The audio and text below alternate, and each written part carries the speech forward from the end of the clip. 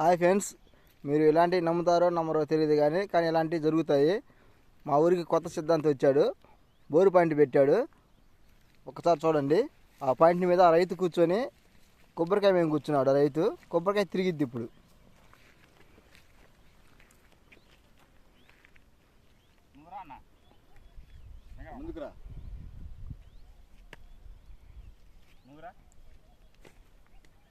సిద్ధాంతం ఒకసారి చూడండి. సిద్ధాంతం ఏంటి ఇలా ఉన్నాడు అనుకుంటున్నారా? సిద్ధాంతి నార్మల్నే ఉంటాడు.